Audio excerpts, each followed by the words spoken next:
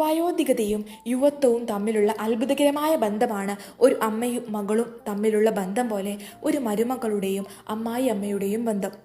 ഇത് കേവലം രക്തബന്ധത്തിന്റെ ആവശ്യമില്ലാത്ത, എന്നാൽ ബോധപൂർവമായ ശ്രമങ്ങളാൽ വളർത്തപ്പെടുന്ന ഒരു ബന്ധമാണ്.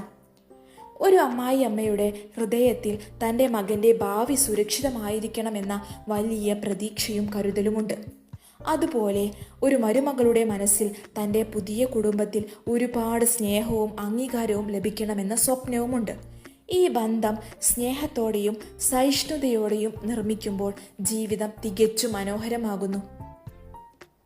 അമ്മായിയമ്മ എന്ന നിലയിൽ മരുമകൾ ഒരു പുതിയ സാഹചര്യത്തിലേക്ക് കടക്കുമ്പോൾ അവളുടെ ആശയങ്ങളും ഭാവനകളും അംഗീകരിക്കുകയും അവളെ സ്വന്തം മകളായി കാണുകയും ചെയ്യുക ഒരു കുടുംബത്തിൻ്റെ ഐക്യത്തിനും സന്തോഷത്തിനും അടിസ്ഥാനം നൽകും.